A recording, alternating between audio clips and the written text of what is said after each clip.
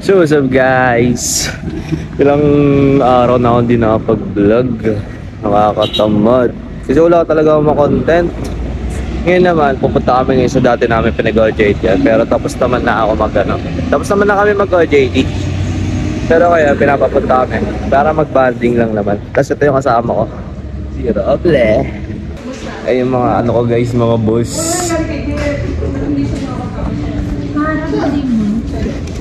Hey, your mom,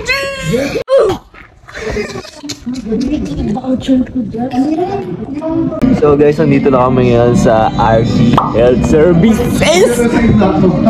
At kasama ko ngayon ang lalaki sa admin. Bawal talaga dito mag-vlog. Huh? Kasi puro information. Ano?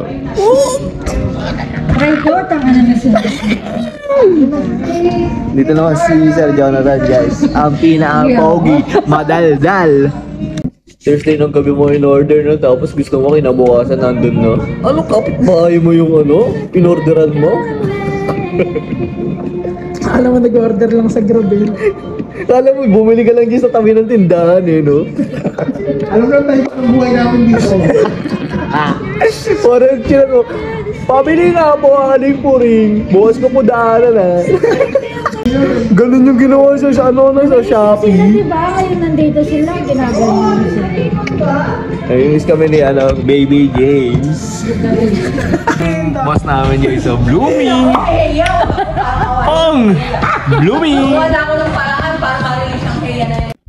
Dito kami ngayon sa baba guys. Sa 2D Echo. Kasama namin si Boss B. Ang manager namin guys. Ang pinaka-OA sa manager namin guys. Si Ma'am Lini! Ayun yung pinaka-OA sa manager dito guys sa admin. Guys, humisip ko ng malakas yan guys. High notes. Ilang balik na si Ma'am Lenny sa BIR no. Regular na sa BIR eh.